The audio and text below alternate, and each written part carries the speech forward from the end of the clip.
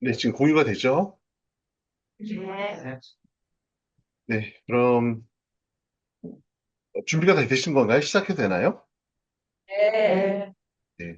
제 얼굴도 보고 계시나요? 네. 네, 어느덧 저희 마지막 만남이 되었습니다.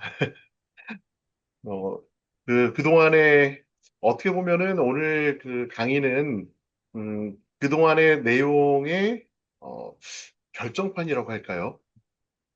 오늘 이 이야기를 하기 위해서 그동안의 강의가 계속해서 주제들을 연관시켜서 여기까지 왔습니다. 오늘 주제는 점성에 관한 이야기고요. 점성은 우리가 제일 많이 듣고 있지만 사실은 우리 창설 신부님께서 마지막에 영성 용어 중에서 마지막에 하신 말씀입니다. 우리 점성, 침묵, 대월 이렇게 이야기를 하는데 그 마지막으로 점성이라는 용어가 등장하는 시기가 제일 늦어요. 그래서 오늘 이 재창조의 재료라는 주제로 점성에 대한 이야기를 하면서 저희가 시작을 하도록 하겠습니다.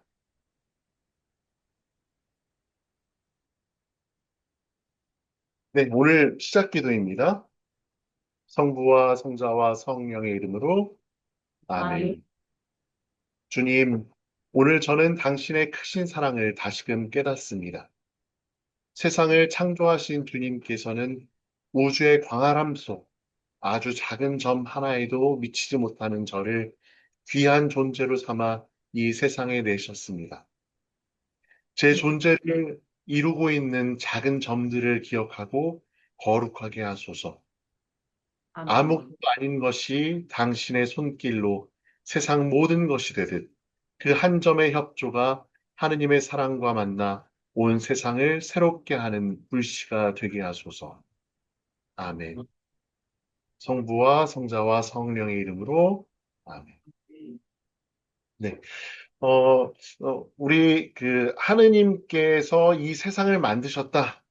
이거는 우리가 배워서도 알고 있고 실제로 생각도 그렇게 하고 있습니다. 그런데 과연 얼마만큼 내가 이 생각에 마음을 담아 사는지는 조금 다른 얘기가 될 것 같아요.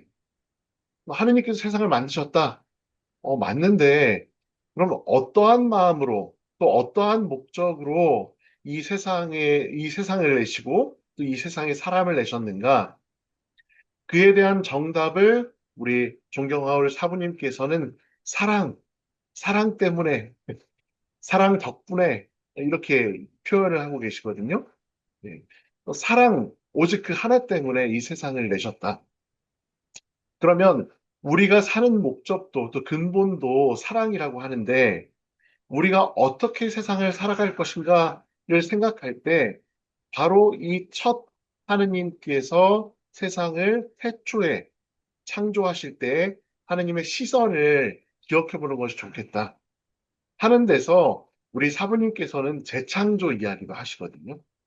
그러니까 재창조가 이 창조가 이루어진 것을 다시금 새롭게 창조한다는 뜻이 곧 창조할 때 그 원의 하느님께서 가지고 계셨던 그 뜻을 다시 이 자리에 그대로 실천하는 것.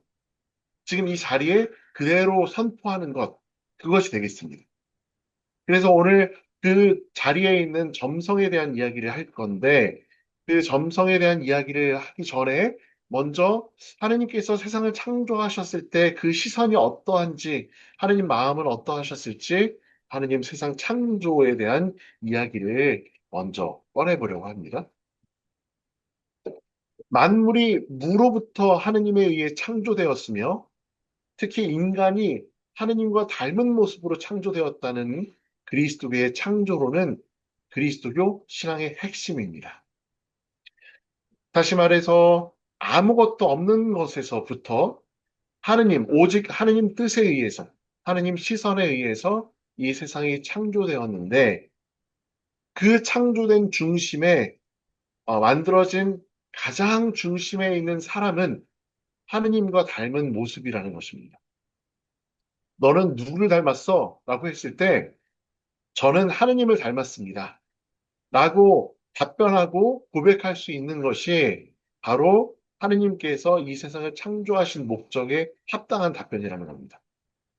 또 우리 존경하는 사부님께서 말씀하신 가르치신 모든 것이 우리 자신이 하느님을 닮아 있음으로 돌아가는 것 또는 닮아 있음을 선포하는 것, 내가 하느님 사람임을 이 세상에 드러내는 구체적인 실천 방법들을 우리에게 말씀해 주고 계시거든요.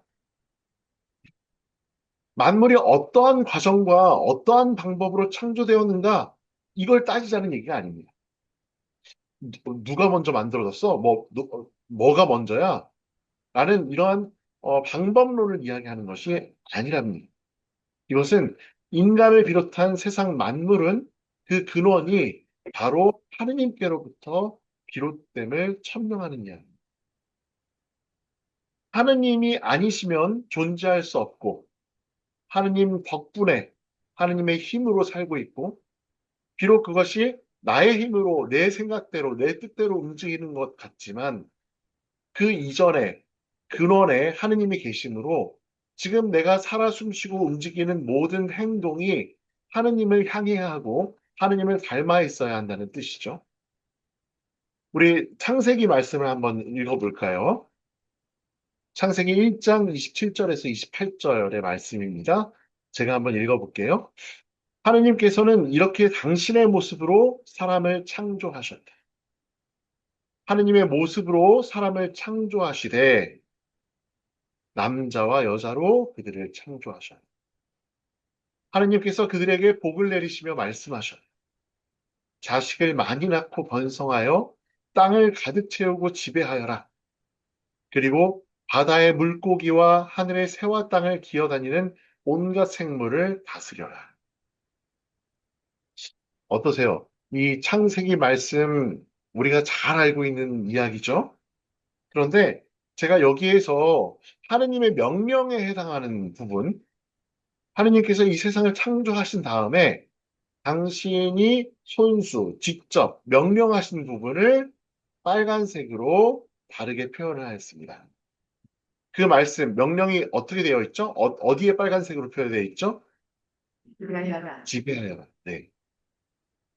지배하여라. 지배라는 말을 가만히 살펴보면 어떠한 그 대상에게 힘과 권력을 행사하는 것처럼 느껴지는데 사실 하느님의 말씀, 이 지배하여라라는 우리 한국말로 번역된 원어를 한번 살펴보면 하느님의 시선을 좀 알 수가 있거든요.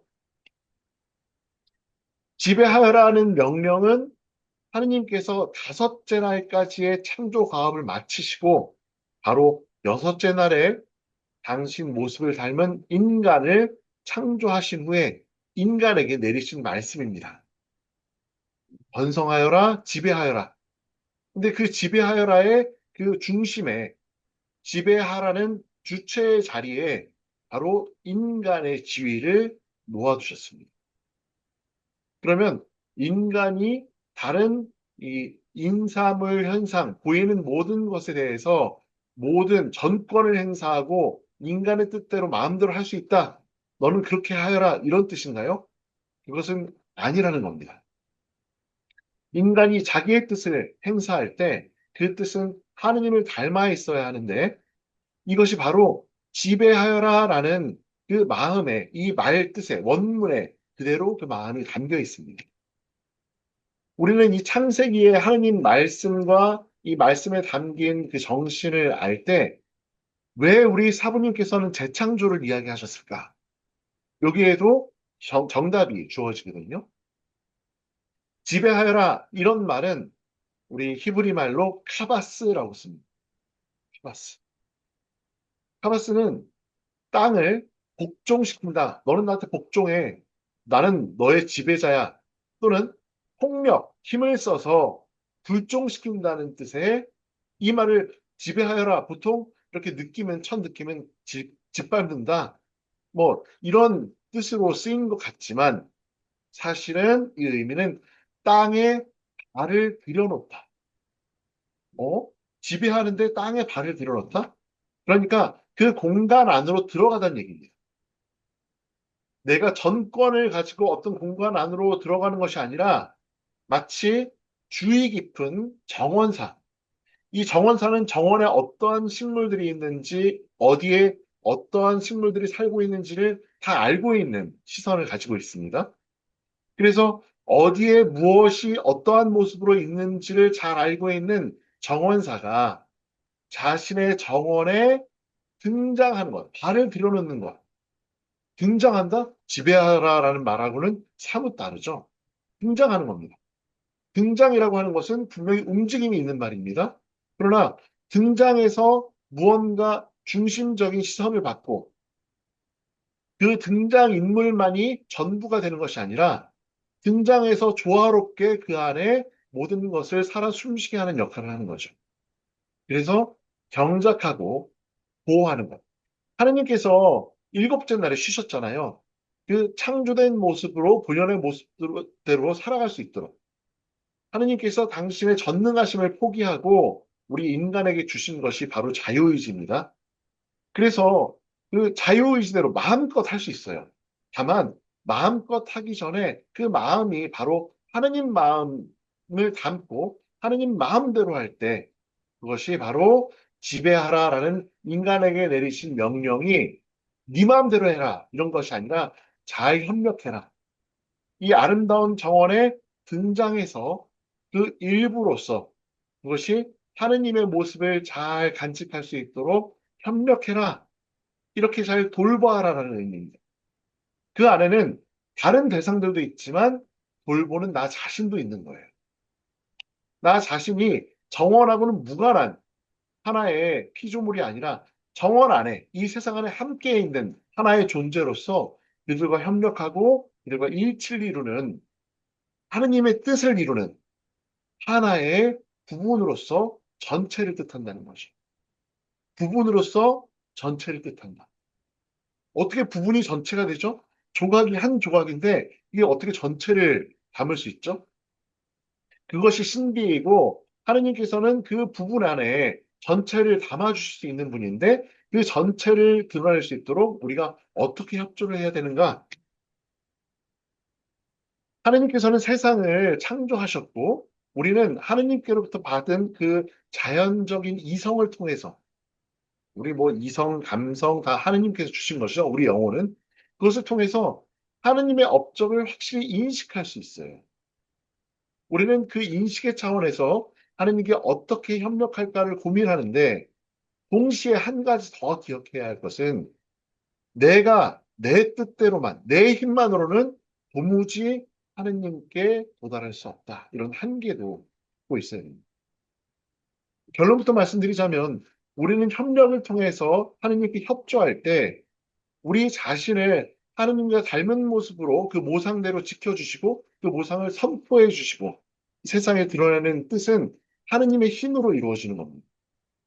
우리는 우리의 협력만이 협조까지만 우리가 할 일이고 그 협조를 잘할 때 하느님의 재창조가 바로 우리가 있는 그 현장으로부터 지금 이루어지게 된다는 것이 바로 우리 사부님의 재창조 말씀입니다. 점성의 의미와 이 창조의 원리 안에는 바로 이 없음이라는 게 있습니다. 없다. 없다. 그러면 지금 없다라는 얘기를 제가 말씀을 드리면, 없는 것에 대한 나름대로의 개념을 생각할 거예요. 그러면 없다라는 것에 대한 생각, 개념이 생기면서 그 개념이 있는 게 됩니다. 이 없다라는 말이 참으로 신비로운 말이에요. 없다고 인식하는 것 자체가 이미 인식이 생겨난 거기 때문에 없다라는 것을 인식하는 인식의 주체가 있습니다. 그런데 이 창조주께서 세상을 만드실 때는 정말 그 인식도 아무것도 없는 것, 아무것도 없는 것으로부터 이 세상을 창조하셨다. 다시 말해서 아무것도 없는 것에 오직 하느님 뜻만이 들어가서 이 세상에 꼴을 갖췄다. 창조주님께서 점을 표현하신 거는 우리가 생각할 수 있는 가장 작은 단위의 하나를 말씀하신 겁니다. 우리 점도 저는 그 얼굴에 점이 많습니다. 몸에 점이 있는데 그 점을 이렇게 우리가 얘기하는 것처럼 생각할 수 있는 그 점, 이렇게 그것을 말하는 것이 아니라 정말 줄이고 없앨 정도로 아주 작게 만들어서 생각할 수 있는, 인지할 수 있는 최소의 단위, 그것을 점이라고 하고, 그 점에 담긴 성질을 점성이라고 하셨는데, 그래서 그것은 사실은 무입니다. 무. 없는 거나 마찬가지입니다. 그래서 이 말을 설명하기 어렵잖아요. 우리 어떤 수사님께서 이렇게 얘기하셨어요. 점성이 뭐냐? 그랬더니, 없는데 있는 거. 또, 있는데 없는 거. 라고 이 말을 두 가지를 같이 쓰셨는데, 그래서 이것을 유형무라고 합니다. 어디, 무언가 있는데 없는 거예요.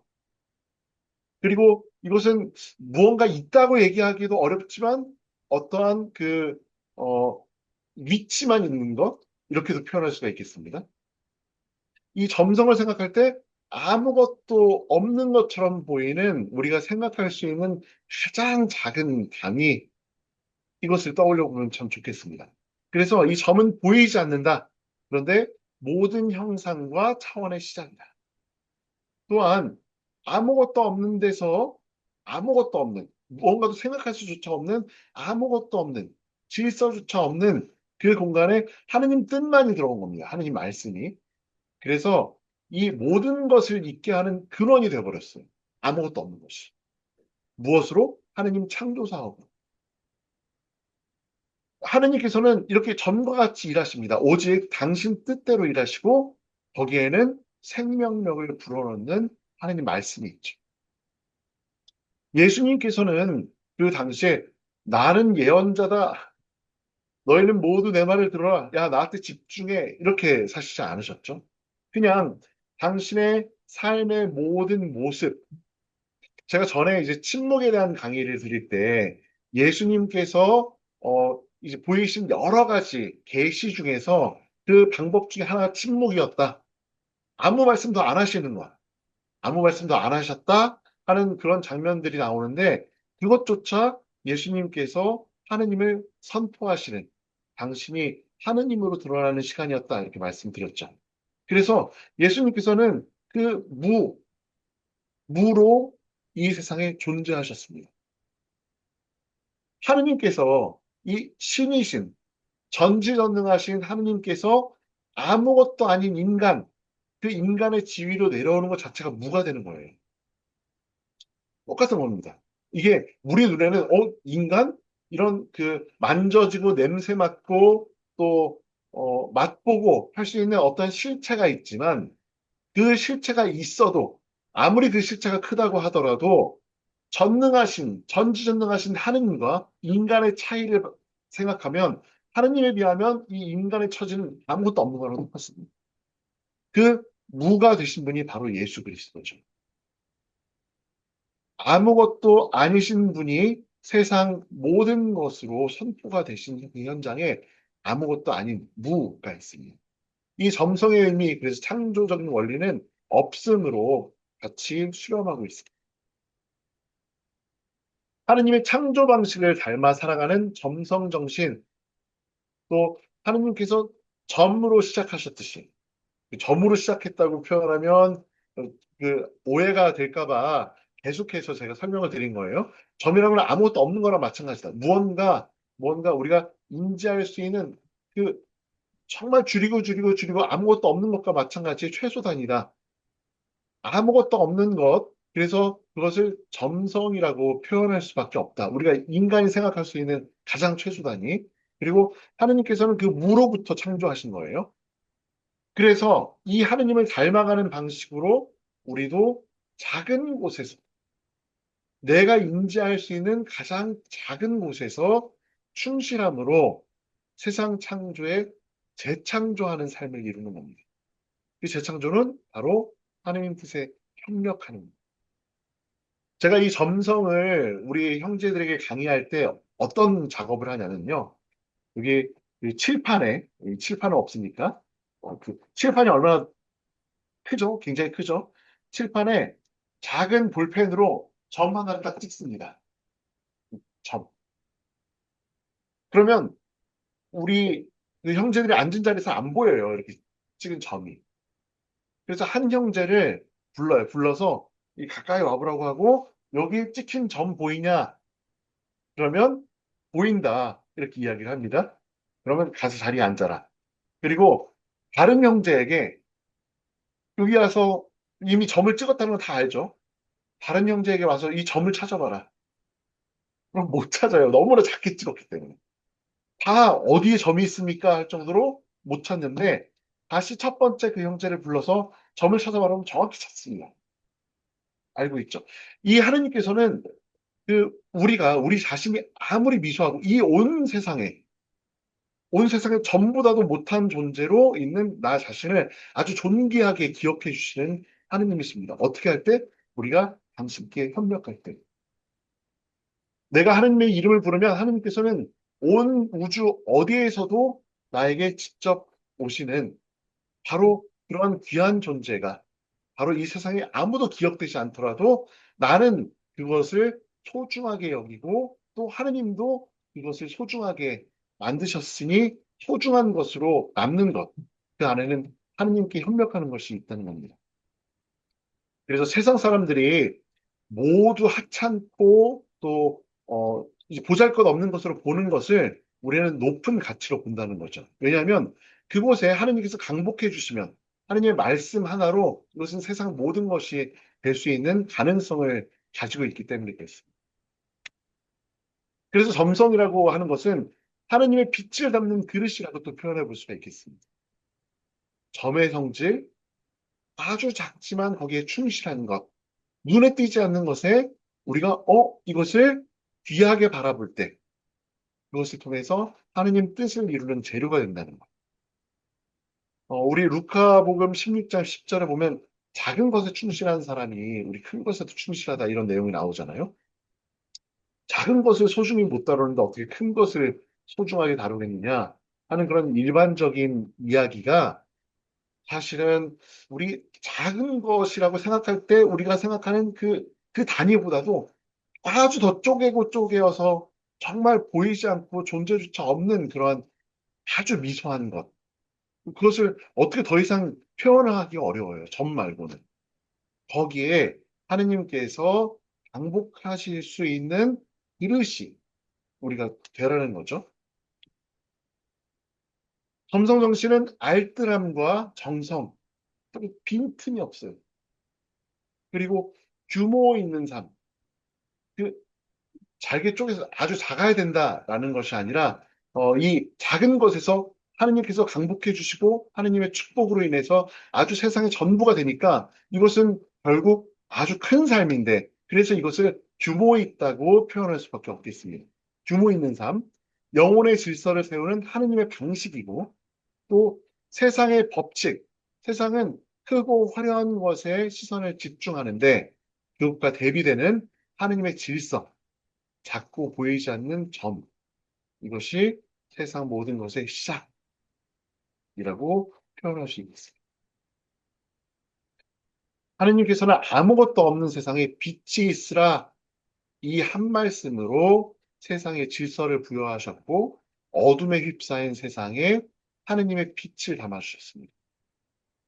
하느님의 창조는 큰 폭발이 아니라 바로 한 점의 한 줄기의 빛에서부터 그리고 이 한 점이 공간을 밝히고 그 안에 생명을 낳고 그 생명 안에 인삼의 현상, 이 모든 것이 관계를 이루어서 그 관계 안에 하느님께서 드러내도록 세상을 창조해 주셨습니다. 그래서 이 점성을 하느님 창조의 원리라고 이야기해 볼 수 있겠고요. 미소하고 보잘것없는 순간, 이 순간성화라는 말씀이 있잖아요. 한 점의 결심, 이 작은 것들이 바로 하느님 손에 붙잡힐 때, 하느님 손에 붙잡혔다는 이야기는 우리가 도망갈 수 없다라는 뜻이 아니라 우리의 자유의지로 하느님의 손에 내어드릴 때, 이런 그 의미로 제가 이런 표현을 했습니다. 하느님께 붙잡힐 때. 그러면 우리가 도망가기 시작하면 한도 끝도 없이 도망갈 수 있어요. 그러나 도망갈 수 없다라는 도망갈 수 없는 존재라는 것을 내가 인지하고 그것을 하나님께 내어드리는 것.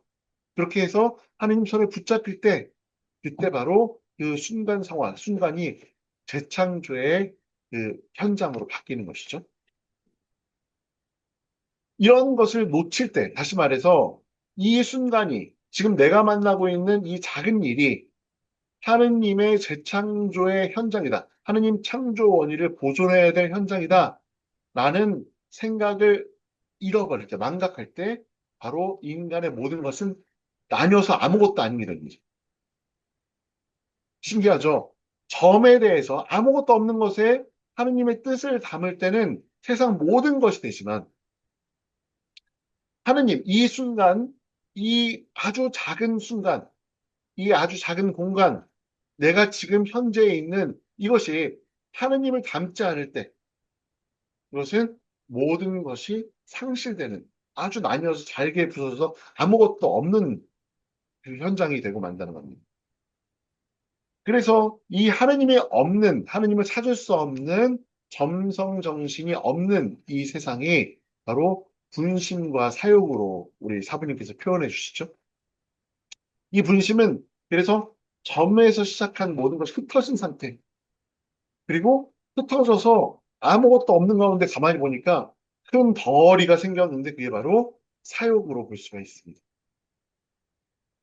사람이 이런 아주 작은 것, 미소하고 의미 없는 것을 버려버리고 버리는 순간 아무것도 아닌 것으로 가치가 없음으로 평가하는 순간 그 안에서는 가치가 없다라는 것에 대비되는 무언가 내가 사로잡힌 사욕이라는 게 등장합니다. 무언가를 손에서 내보낼 때 들어오는 어떤 것을 잘 살펴봐야 됩니다. 그것이 무엇인지.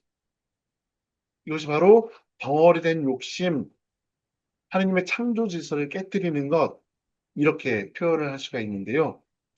그러면 이렇게 인간이 상실할 때, 처음에 인간의 이 점성, 그 상실한 인간의 이야기가 바로 아담과 하와 이야기 아니겠습니까? 처음에는 모든 것 안에서 하느님에 대한 찬미가 가득찼어요. 하느님께서 만들어주신 것, 내게 주신 것, 모든 것을 즐기면서, 아, 참 아름다운 세상, 보시니 참 좋았다라는 하느님의 말씀을 그대로 살았다는 거죠.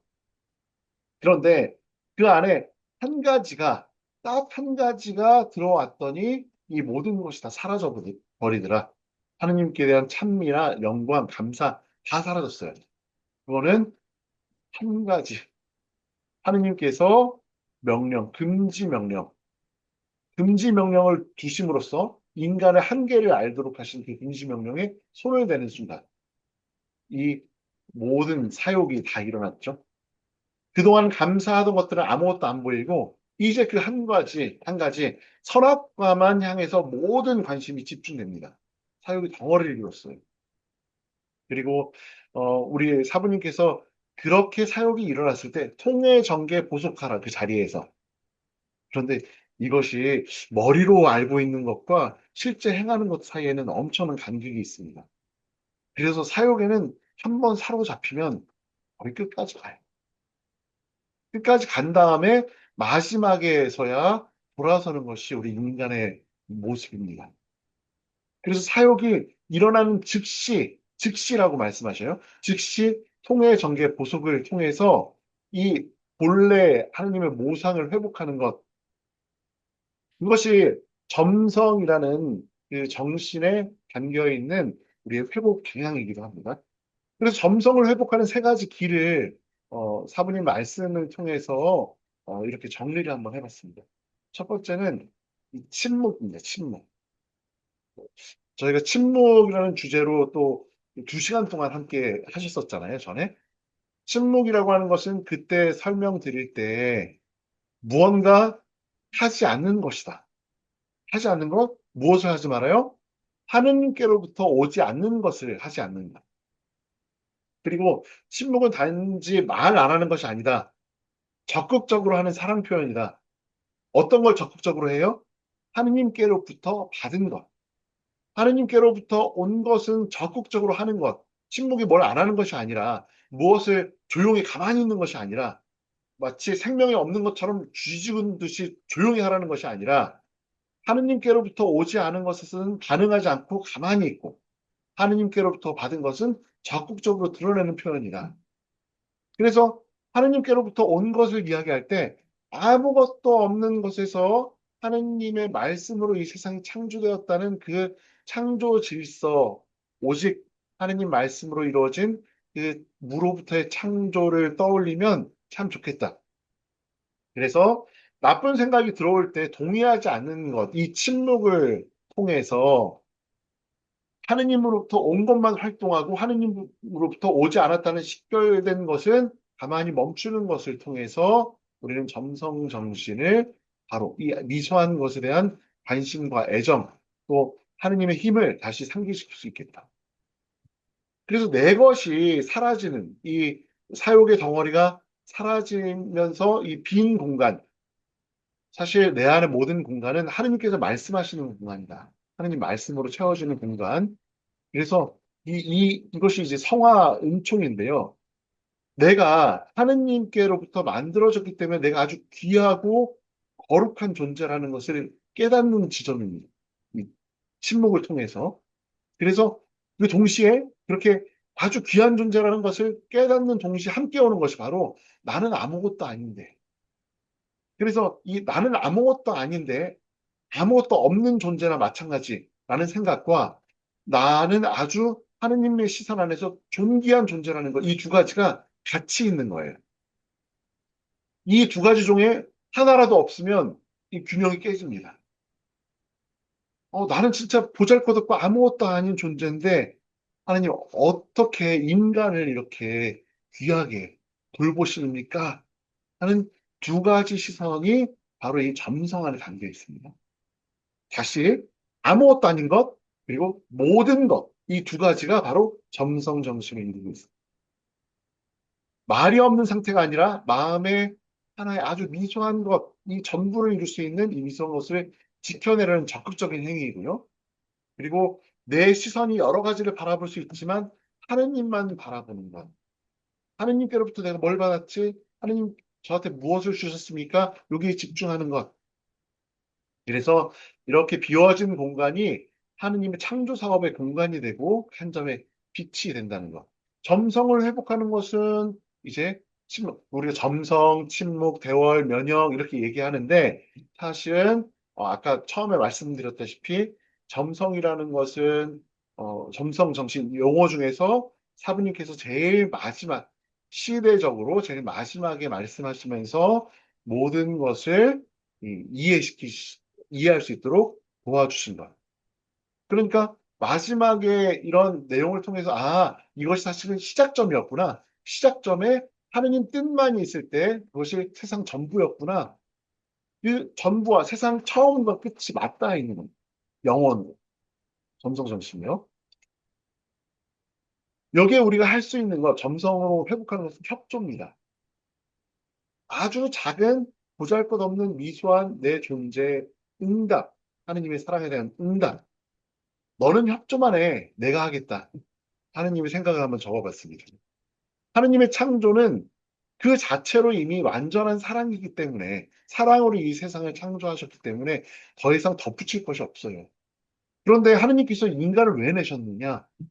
그것은 하느님 사랑을 실천하고 사랑에서 비롯된 존재로서 이 세상을 사랑으로 아까 정원사가 발을 들인다 이 세상에 조심스럽게 발을 들이는 그 세상의 조화로움 안에서 하느님 뜻을 계속해서 영원으로 실천할 수 있는 존재로 협력자로 내신 거죠. 우리가 하느님을 찬미하든 찬미하지 않든 하느님 찬미하지 않든 상관없이 하느님의 영광은 그 영광 그대로 있습니다. 그러나 인간이 본연의 모습, 창조된 모습, 하느님을 찬미하는 존재로 살아갈 수 있도록 그 인간의 협조의 자리가 남겨져 있습니다. 모든 것을 다 해야 되겠다. 이것은 금방 사욕으로 발전합니다. 그것이 아닙니다. 내가 어떤 큰 것을 하겠다. 이것은 금세 분심과 잡념에 휩싸여서 큰 사욕 덩어리로 발전합니다. 그것이 아니라 지금 이 순간을 상황하는 것, 이 순간에 제가 어떻게 해야 됩니까, 하느님? 제가 무엇을 할까요? 라고 묻는 것. 그래서 지금 점성에 대한 이야기를 드릴 때 침묵 첫 번째 말씀드렸고, 그다음 협조인데 이 침묵과 협조, 그다음 형제, 조금 이따 형제 말씀드릴 겁니다. 침묵과 이 협조를 통해서 이룰 수 있는 한마디의 기도가 바로 성경을 듣고 하나님 제가 어떻게 할까요? 하느님, 하나님 제가 무엇을 할까요? 이렇게 묻는 것, 이 한마디의 기도가 바로 우리를 태초에 하느님의 귀한 뜻으로 귀하게 만들어진 존재로 우리 자신을 거룩하게 바꿔줍니다. 무언가 하기 전에 사역이 일어나요? 네, 일어날 수 있습니다. 분심, 마음이 나뉘어요? 그 지점에 바로 그 지점, 한순간의 점에서 하느님 제가 어떻게 할까요? 라는 기도 한마디가 바로 우리 사부님께서 말씀하신 이 침묵과 협조, 이것을 담고 있습니다. 여기에 이것이 형제로 이어집니다. 형제는 물이 되는 것, 물이 되자. 우리 사부님께서 이렇게 말씀하시잖아요. 네, 물. 물은 그냥 아래로 흐른다. 자기의 형태를 간직하지 않는다. 네모에 담기면 네모가 되고, 원에 담기면 원이 되고, 이 모양대로 자신의 모양을 간직하지 않는다. 이 이야기를 사부님께서 가르쳐 주셨죠? 이것은 그냥 형태 없이 이 다른 사람에게 다 맞춰라 이런 얘기는 아닙니다. 그 형태 없이 하느님께서 주어주신 이 만들어주신 형태에 맞게 사랑하는 거야. 다시 말해서 오늘은 하느님께서 저를 네모난 그릇에 담겨주셨어요. 그러면 저는 네모난 모양으로 오늘을 살면 되는 겁니다. 오늘은 별 모양의 그릇에 저를 담아주셨어요. 그러면 별 모양에 맞게 살아가는 겁니다. 아무 형태, 그냥 흐지부지 살아가라라는 물이 아니라 하느님께서 초대해 주신 그 초대에 마땅히 똑같이 응답하면서 살아갈 때 하느님의 말씀을 잘 선포하고 하느님을 드러내는 존재, 즉 하느님의 모상대로 사는 존재가 되니까 그 당시에 부르심을 어떻게 살아갈까? 그래서 이러한 물과 같이 하느님의 뜻을 맞추는데 거기에 인사물 현상이 있습니다. 여기 내가 주변에 만나는 사람들과의 관계 안에서 또 내가 보고 있는 사물과 일어나는 사건 안에서 하나님 제가 어떻게 해야 될까요? 라고 할 때 하느님께서는 그 형제를 통해서 점성을, 점성 정신을 실천할 수 있는 아주 귀한 선물을 주신다는 거죠. 그래서 이 크고 거창한 게 아닙니다. 바로 사소한 눈길 한 번, 작은 배려, 그리고 그 용서, 우리가 결국 용서까지 가야 되는데 용서하겠다 이거는 우리 힘으로 정말 어려운 거예요. 근데 이런 걸 할 수 있어요. 용서 차원은 바로 나의 이 아주 작은 실천. 그러니까 어, 그 나쁜 말이 이렇게 나올 때 나쁜 말 한 번 하지 않는 거. 그것도 용서의 아주 작은 차원이거든요. 내가 지금 면박을 주고 싶어요, 저 사람을. 저 사람 너무 잘못됐어. 라고 면박을 주고 싶을 때 한번 참으면서 뭐라고 이야기하시냐? 성호를 듣고 하느님 제가 어떻게 할까요? 라는 거 좋은 기도이고요. 그다음 하느님 제가 하느님 얼굴 봐서 한번 참습니다. 제가 하느님 당신 덕분에 당신 봐서 제가 한번 참아요. 이런 거는 우리가 점성을 회복할 수 있는 아주 좋은 실천적인 방법입니다. 그리고 나중에 기도할 때 하느님 오늘 저 잘했죠? 라고 칭찬도 해볼 수 있는 거예요. 그래서 이러한 아주 사소한 노력들이 공동체 전체를 성화로 이끕니다.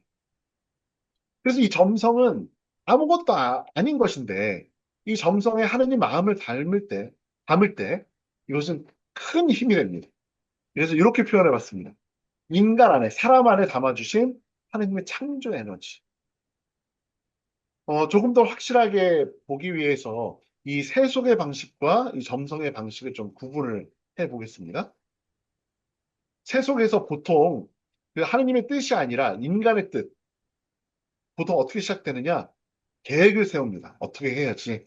내가 요런 순서로 해야지. 그리고 이러한 정도로 만들어야지라고 계획을 하는 데서부터 비롯되는데 하느님의 창조 사업은 아무것도 없는 데서 하느님의 말씀 하나만으로 이루어진 세상이에요. 그래서 이런 계획 단계부터 하나님 어떻게 할까요? 라고 묻는 거예요. 하나님 제가 무엇을 할까요? 하나님 저는 이렇게 하는 것이 제가 마땅하다고 생각하는데 어떻게 할까요? 점성의 실천입니다. 시작 단계부터. 시작 단계 어느 정도 구성을 해놓고 하나님 도와주세요. 보통 우리 이렇게 기도하죠. 열심히 공부하고 공부하면서 하나님 내일 시험이 있습니다. 하나님 시험 잘 보게 해주세요. 거기에 좀 더 나가면 협박돼요. 하나님 저 시험 못 보고 저 망하면 하나님 아니에요? 뭐 이런 협박도 우리가 기도하는 데 담겨 있어요. 그런데 시작 단계부터 내가 떠올릴 수 있는 그 단계부터 바로 이 계획 자체도 하나님의 주도권에 맡겨드리는 거예요. 그 과정은 어떻습니까? 과정은 무엇을 얼마만큼 이뤘느냐? 또 계산해보고 세물하고 그다음 또 계획을 변경하고 하는데 우리는 이러한 이루어지는 과정 내 눈에 볼 때는 이것이 분명 잘못되고 원치 않는 일로 일어나는 현상처럼 보일지라도 그 안에 하나님 제가 여기서 어떻게 할까요? 어떻게 당신께 협조할까요? 그 방법을 알려주세요 하는 거. 그러면 하느님께 모든 주도권을 내어드리고 하느님의 뜻대로 움직이는 하나의 작은 존재. 그러나 그 작은 존재를 하느님께서는 큰 사랑으로 보살피신다는 것을 깨닫게 되죠. 그래서 무언가 일이 잘못될 때 우리는 조급하지 않습니다. 세상 일은 조급해요. 큰일 났다. 제가 피정을 최근에 이렇게 몇 차례 피정 지도를 하면서 하느님께 청하고 싶은 것 이렇게 적어봐라. 예비 신자들이에요. 그러니까 거기에 제가 투자한 주식 잘 되게 해주세요. 이런 기도가 있고 또 어떤 기도는 하느님 저 로또 1등에 당첨되게 해주세요. 이런 게 있어요. 그럼 주식을 이렇게 하면 주식에 뭐 등락을 거듭하면 얼마나 조급합니까? 다급하죠. 이런 세상과는 다르다는 거예요. 제가 그 두 가지 작업을 했어요. 하나는 여러분 하느님께 청하고 싶은 것 한 가지만 적어보세요. 그럼 적은 다음에 그 옆에 종이에는 그럼 하느님께 당신은 무엇을 드릴 수 있습니까? 이렇게 하는 것을 적어봤는데 그 로또 1등 당첨되게 해주세요 라는 그 판하고 누가 누군지 몰라요. 이게 따로따로 붙이게 했으니까. 근데 제가 로또 1등 당첨되게 해주세요 라는 그분이 어떠한 하느님께 이것을 드리겠습니다. 무엇을 드렸을까? 그러니까 너무 궁금해서 제가 이 많은 종이를 필체 조회를 다 해봤습니다. 그래서 다 맞춰보니까 하느님 로또 1등 당첨되게 해주세요. 거기에 그 형제님이 적으신 그 자리에는 하나님 매일 기도하겠습니다. 이렇게 적혀 있더라고요. 그래서 제가 그냥 전체에서 그분이 청했던 것, 하느님께 청하는 것에 비해서는 그 하느님께 드리고자 하는 것이 별로 마음이 없어 보이는데 이것을 좀 낮추든지 이것을 높이든지 좀 이렇게 같은 균형을 이룰수록 한번 노력해 보세요 하면서 우리가 그 예비신자 교리 안에서 제가 명동 예비신자들 맡고 있거든요. 그래서 그 피정 안에서 함께 이렇게 웃었던 기억이 납니다. 그래서 이 세상 일이 꼭 이렇게 해주셔야 됩니다. 라는 것조차 하느님께 내어드릴 때 우리는 여유로움이 생깁니다. 다시 그 여유로움을 하느님께서는 창조의 재료로 쓰셔요. 이 전체를 보는 것이 아니라 초점은 지금 여기입니다. 내일 어떻게 될까? 내일 일 걱정하지 말라. 이런 성경 말씀 있잖아요. 네. 지금 여기에만 충실하기 때문에 앞으로 올 것들에 대한 걱정이나 과거에 이런 일들이 있어서 거기에 사로잡혀 있는 것들은 사실 하느님의 생각, 빛으로부터 오는 생각이라고 우리가 얘기하지 영성적으로 그렇게 표현하는 것은 하느님의 뜻을 선포하고 실천하는 것은 바로 지금 여기밖에 없습니다. 바로 그러한 자세에서 생명과 성화가 열매로 맺히죠. 세속의 방식에서는 무언가 크고 아름다운 열매가 있어야만 그 일이 잘 되었다 하지만 우리는 시간, 영혼에 맞닿은 시간 안에서 이 모든 과정이 하느님 뜻으로 채워지는 그 협력자로서 비록 오늘 일이 내 뜻과 다르다 하여서 그것이 하느님 당신 실패했습니다. 이렇게 얘기 안 한다는 거죠. 실제로 성경의 많은 인물들이 우리와 뜻, 내 뜻과 반대되는 일이 겪으면서 정말로 고통스러움을 체험했거든요. 아브라함은 어떻습니까? 아브라함. 아브라함 믿음의 조상이라고 우리가 일컫는 아브라함이 사실은 하느님께 아주 도전적인 말씀, 그 사명을 받았거든요. 또 마리아, 우리 성모님 어떻습니까? 이 세상에 혼인 전에 아이를 가지면 모든 책임을 여성의 책임으로 몰아가는 그 무시무시한 세상에서 하느님의 뜻에 순명한 그 두려움, 그 두려움이 오죽했겠습니까? 그리고 나의 하나뿐인 아들, 그 아들을 십자가에 매달린 그 처참한 모습까지 함께 걸어가는 그 길이 이것이 과연 행복이라고 얘기할 수 있겠습니까? 만약에 세속을 찾는 크고 아름다움을 찾는 것 그리고 그 하나하나에 이것이 과정으로 아니라 모든 것을 결과로 파악하려는 이런 세속의 움직임을 만약에 그대로 들였다면 절망만이 채워지는 인생이 될 거예요. 그러나 우리가 칭송하는 이 성경의 아름다운 인물들은 그 하나하나의 순간이 절망이라는 결과물이 아니라 영원으로 이어지는 즉 태초에 아무것도 없는 가운데 하느님께서 오셨고 하느님께서 만들어 주신 세상에 하느님으로 연결되는 이 과정 안에서 이것이 내 눈에는 보통 통상 내가 좋아하는 것이 아니라 원치 않는 모습일지언정 이것이 바로 희망으로 채워지는 것은 그 현재 안에 하느님께서 강복해 주신다는 그 한 가지 진리, 한 가지 정신, 점성의 마음을 둘 때 그 모든 것은 창조의 순간으로 바뀐다는 거죠. 제가 재밌는 얘기 하나 해드릴게요. 아들 신부가, 그러니까 아들이 사제가 되는 것을 반대하시는 부모님이 있어. 아주 극심히 반대하셨습니다. 교구 신부님이신데 반대하셨는데 보통 이제 부모님께서 반대하시더라도 시간이 뭐 7년, 10년 이렇게 이어진 양성 과정 안에서 대부분 마음을 바꾸시고 축복의 마음을 담게 되시고 또 하느님께 이 모든 것을 다 드립니다 하는 마음을 드리시는데 이 신부님의 부모님은 참 늦게까지 사제서품 이후까지도 마음을 지금은 아니시지만 마음을 아주 완고한 마음을 갖고 계십니다. 사제서품을 받고 그다음 그 기쁨으로 그 어머니 이렇게 거부하시는 어머니 아버지 앞에 딱 섰는데 식사를 함께 하러 그 자리에 앉은 거예요. 부모님의 표정이 여전히 마음에 안 들어 합니다. 이 아들 신부님은. 그래도 아들 신부님이 이렇게 얘기하셨대요. 어머니 아버지 식사 전 기도 하시겠습니다 하고 성호경 듣고 주님 은혜로 인해 주신 이 음식과 저희에게 강복하소서 하면서 십자 표시를 그려고 하는데 아버지께서 네 거에만 해라 이렇게 하셨대. 그 아버지의 뜻을 받들어 강복하소서 하려다가 내 밥그릇에서만 또 소심하게 십자가를 그었다고 합니다. 그러면서 하느님께서는 이 작은 것 안에서 모든 축복을 내가 비록 이 십자 표시는 작게 그리더라도 이 축복이 다 전해지겠지 하는 마음을 품으셨다고 합니다. 그 축복이 시작이 되어서 지금은 그 부모님이 다 세례도 받으시고 아주 열심한 신자가 되셨는데요.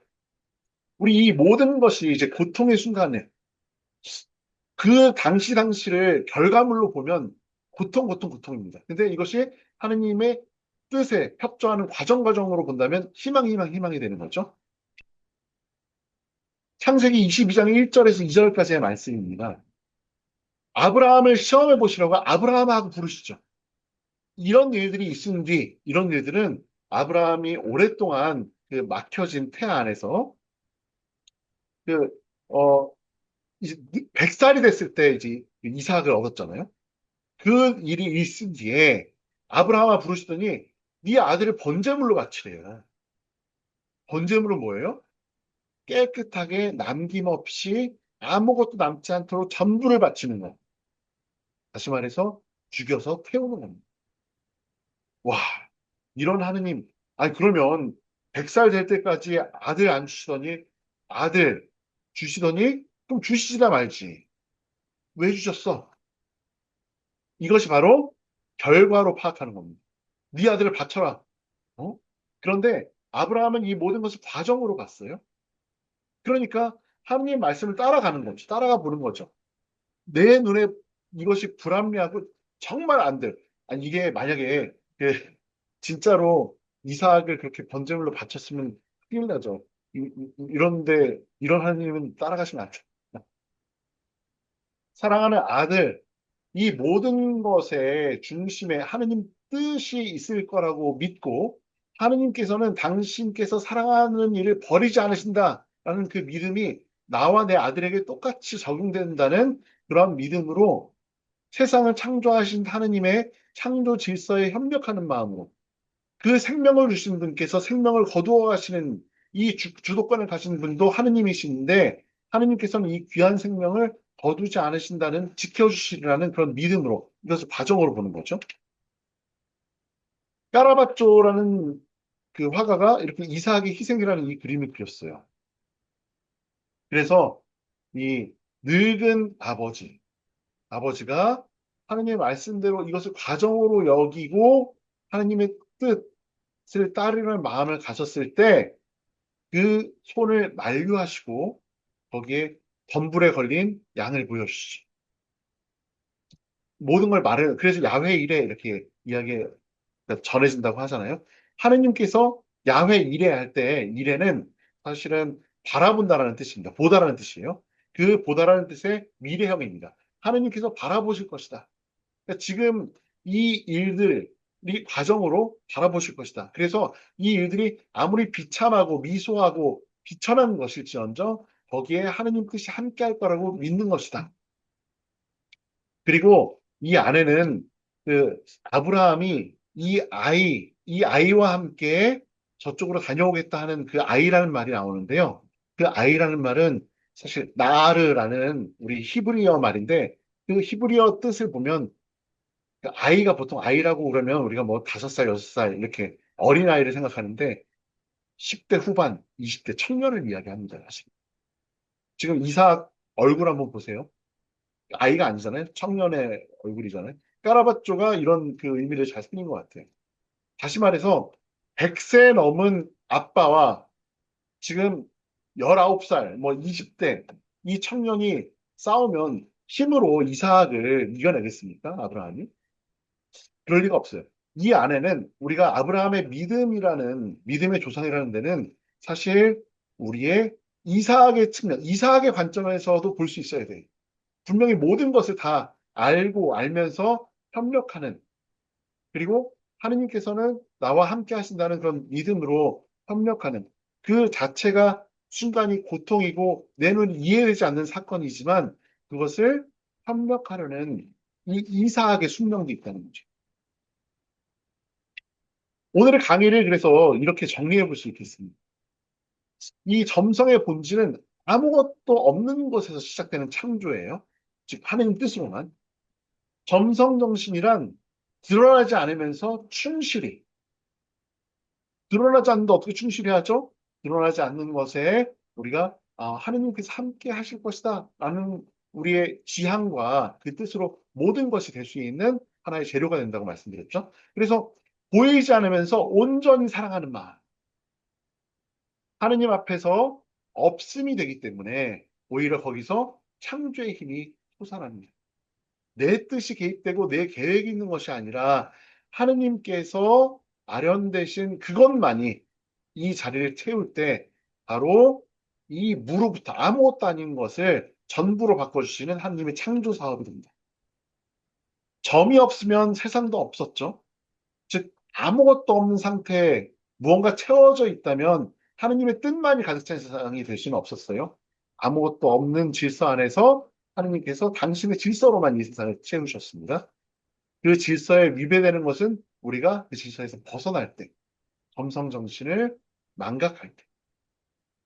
점이 없으면 세상이 없듯이 겸손 없는 사랑에는 생명이 피어나지 않습니다. 두 번째요. 점성에서 빚어지는 재창조는 우리가 사욕으로부터 벗어나려는 그런 협조를 할 때, 사욕이 나를 움직일 때 그 사욕으로부터 빛으로 나아가려는 끊임없는 노력을 할 때. 그래서 이 점성의 길은 나의 중심성을 소멸시키는 침묵의 길이라고 할 수가 있습니다. 내 중심, 내 안에 원하는 것. 근데 이것을 싸우기가 상당히 어렵죠. 그래서 아까 한 가지 효과적인 기도 방법, 우리 점성 정신을 실천하는 하나님 제가 어떻게 해야 될까요? 라고 묻는 것. 그것도 어려우시면 이제 그냥 원하는 대로 기도해 보세요. 하나님 저 이번에 복권 좀 당첨 좀 돼야 되겠어요. 저를 사랑하신다고 하면서 저를 이렇게 힘들게 하십니까? 하나님 지금 아무것도 할 수가 없습니다. 라고 하시고 그 다음에 침묵의 기도를 예수님께서 무가 되신 면역무하러 가신 예수님의 침묵의 기도를 덧붙이세요. 그러나 주님 제 뜻대로 하지 마시고 당신 뜻대로 하십시오. 하면서 그것을 결과가 아니라 저는 오늘도 한 과정을 지나고 있습니다. 보는 거죠. 말을 멈추는 침묵이 아니라 내 의지를 표현하고 내 뜻을 표현하되 그 의지를 잠깐 낮추고 이게 하느님으로부터 온 것인가? 라고 물어보면서 그것이 아니라면 잠깐 낮추고 하느님 뜻의 그 자리를 잘 정리해서 비워드리는 것이 침묵이라는 거죠. 그래서 사역은 영혼의 병인데 이 영혼의 병이 시작될 때 그 순간을 청하면서 우리는 여기서 빛으로 나아갈 수 있는 또 갈판입니다. 사역이 거치면 영혼은 빛을 받습니다. 그 빛은 지성을 통하여 양심의 빛이고 양심은 다시 영혼을 밝힙니다. 그러니까 우리가 가진 모든 지성과 영혼, 이 하느님께서 주신 그 모습대로 살아가는 방식인데요. 이 빛 안에서 우리는 새로 태어나는 재창조의 순간을 처음. 바로 창조할 때, 세상 창조 때에 보심이 참 좋았다는 영광이 바로 이 자리에서 우리와 함께 이루어진다는 겁니다. 우리 안에서 이루어집니다.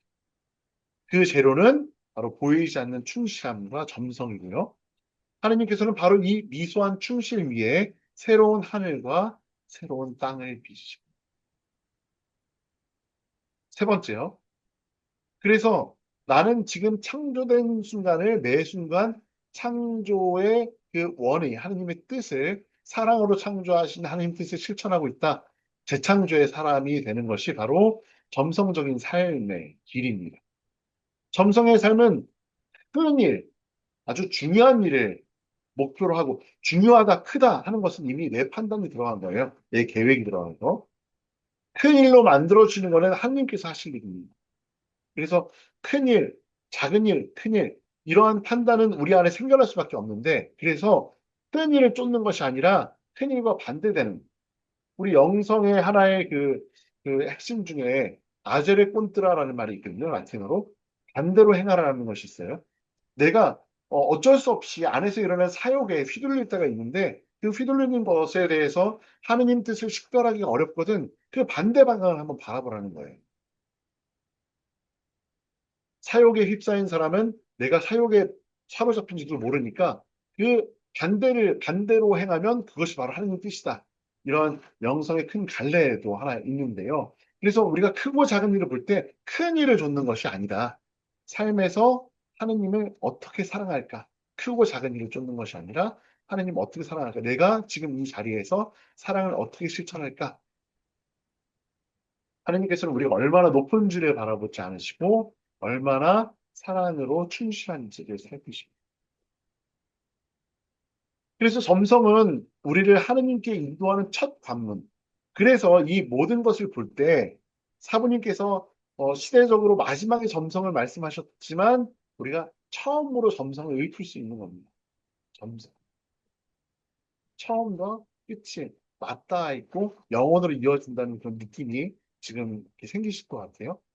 그래서 이 첫 관문이자 마지막 관문, 아무것도 없는 것, 면역무와 연결되잖아요. 침묵은 그 길을 닦는 도구이고, 배월은 그 길. 우리 사부님께서는 길 이야기를 참 많이 하셔요. 그 길에서 이런 것을, 어, 다음, 이런 관문으로 표현을 하시는데 그 관문은 이걸 통과해야만 만난다가 아니라 사실은 하나의 지평 안에 있는 이 구분점들입니다. 대원은 그 길 위에서 빛을 받는 상태다. 이 세 가지가 하나로 이어질 때 우리에게서 면역, 밀가루 형상 안에 당신의 모든 사랑을 담아주신 당신의 존재는 아무것도 없는 것처럼 보이지만 이 세상 모든 존재를 이루신 하느님의 얼굴이 드러납니다. 이 점성은 무로부터 생명을 빚는 창조의 힘이고요. 인간을 하느님의 사람으로 재창조하는 영성의 재료거든요. 하느님은 없는 자 안에서 세상을 다시 만드시는 분이고요. 보이지 않는 점 안에서 우주를 새로 여십니다. 그분이 오늘도 우리 안에서 그 일을 하고 계십니다. 우리가 해야 될 것은 협조, 협력, 하느님 뜻을 어떻게 드러낼까 하는 그, 그 협력. 그래서 오늘 마침 기도로 이렇게 적었습니다. 마침 기도 일단 먼저 바칠게요. 성부와 성자와 성령의 이름으로 사랑으로 세상을 내시고 사랑으로 세상을 다스리도록 명하신 하느님, 점 하나가 천지 만물의 기원이니 실은 점 하나도 무시할 수 없다 하신 하느님의 종 무와 방위룡 레오 사부님의 말씀을 오늘 이 자리에서 다시 기억합니다. 하느님 저를 찾게 하소서. 작아서 사라지는 그 점 속에서 하느님 당신의 창조를 이루소서. 아멘. 성부와 성자와 성령의 이름으로. 네. 이렇게 저희 그 네 번에 걸친 짧은 여정 이렇게 마칩니다. 우리 그 고국을 떠나서 타향살이 하는 어려움이 적지 않으시죠? 저도 짧게 한 5년 타향살이를 해봤는데 말할 수 없는 아무도 모르는 고국에 있는 우리 형제들은 아무도 모르는 그런 어려움들이 참 많더라고요. 아마 표현할 수 없는 많은 도전들이 있으실 텐데 그 도전 하나하나가 바로 하느님의 창조 사업에 들어있는 하나의 재료라는 것 잘 기억해 주시면 감사하겠습니다. 멀리서 화면으로만 만났는데요. 언젠가 다시 얼굴을 마주 뵐 때, 아, 나는 하느님 창조 사업에 참 충실했노라 이렇게 고백할 수 있는 그런 우리 그 창설 신부님의 제자 됐으면 좋겠습니다. 네, 감사합니다.